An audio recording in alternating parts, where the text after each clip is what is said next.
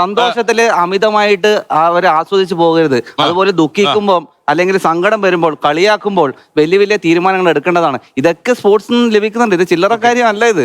അതുകൊണ്ടാണ് നേരത്തെ ഞാൻ പറഞ്ഞത്. ഈ പറഞ്ഞ പോയിന്റ് ആണ് പരാജയം പഠിക്കാനുള്ള ബെസ്റ്റ് വേദി.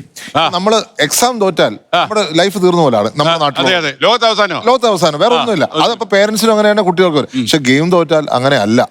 ഗെയിം തോറ്റാൽ പരിഹാസം പിന്നെ നമുക്ക് അതിനെ ഓവർകം ചെയ്യാം. ഏറ്റവും വലിയ ഉദാഹരണമാണ് ലിയോണൽ മെസ്സി. അതായത് എത്ര വേൾഡ് കപ്പ് തോൽക്കുന്നു. 2014 വേൾഡ് കപ്പിൽ തോറ്റ് സങ്കടപ്പെട്ട് ഇറങ്ങിപ്പോയ ലിയോണൽ മെസ്സിയുടെ കാലം കാത്തുവെച്ചതാണ് 2022 ലോകകപ്പിൽ ആ ഖത്തർ ലോകകപ്പ് നേട്ടം. അപ്പോ മെസ്സി തന്നെ ഏറ്റവും വലിയ എക്സാമ്പിൾ ആണ്. ഈ പറഞ്ഞതുപോലെ തോറ്റുപോയാലും വിരമിച്ച് തോറ്റു മടങ്ങിയ ആളാണ്.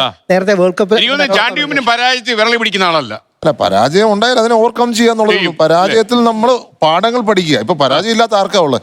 ഞാൻ ഇന്നലെ നമ്മുടെ അനുപം ഖേറിന്റെ ഒരു ഇന്റർവ്യൂ ഞാൻ കാണുമായിരുന്നു. അദ്ദേഹം വളരെ കൃത്യമായി അദ്ദേഹത്തിന്റെ പരാജയങ്ങളെ കുറിച്ച് മാത്രം അദ്ദേഹം പറഞ്ഞുകൊണ്ടിരുന്നത്.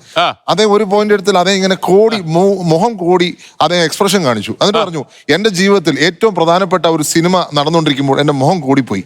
മുഖം കോടിയിട്ട് എനിക്ക് സംസാരിക്കാൻ മേല. അപ്പൊ എൻ്റെ അടുത്ത് ഡോക്ടർ പറഞ്ഞു, 60 ദിവസം വീട്ടിൽ നിന്ന് പുറത്തിറങ്ങരുത്, നിങ്ങൾക്ക് ഈ മരുന്ന് കഴിക്കുക, രക്ഷപ്പെടും.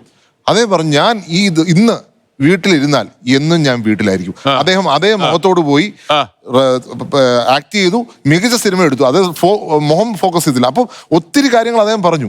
ഞാൻ പറഞ്ഞ പരാജയത്തിൽ നിന്നാണ് ഏറ്റവും കൂടുതൽ വലിയ നേതാക്കൾ, ഫിലിം ആക്ടേഴ്സ് ഒക്കെ ഉണ്ടായിരിക്കുന്നത് പരാജയത്തിൽ തന്നെയാണ്. അപ്പം പരാജയത്തെ നമ്മൾ ഭയപ്പെടേണ്ട. അത് പക്ഷെ പിള്ളേരെ എങ്ങനെ പറഞ്ഞു മനസ്സിലാക്കും? ഇപ്പൊ നമ്മൾ സ്കൂളിൽ പോയി ഞാൻ ഈ ഐഡിയ പറയുമ്പോൾ എന്റെ സ്കൂൾ എന്നോടൊപ്പമാണ്. എല്ലാ ദിവസവും PT എന്ന് പറഞ്ഞാൽ എന്റെ കുട്ടികൾക്ക് അത് മാത്രം മതി. പക്ഷെ അതും കൂടെ കൺസിഡർ ചെയ്യണ്ടേ? നമ്മൾ കുട്ടികളെ ഒന്ന് വളർത്തണമെങ്കിൽ അതും ഇമ്പോർട്ടന്റ് ആണ്. ഈസി ആയിട്ട് എടുക്കണം. മാത്രമല്ല പേരൻസ് കുട്ടികളോട് പറയണം, ഇന്ന് പരാജയപ്പെട്ടാൽ നാളെ വിജയം ഉണ്ടാവും. ഞാൻ നിന്നെ ചേർത്ത് പിടിക്കുന്നു. അത് കളിയാണെങ്കിലും എക്സാം ആണെങ്കിലും.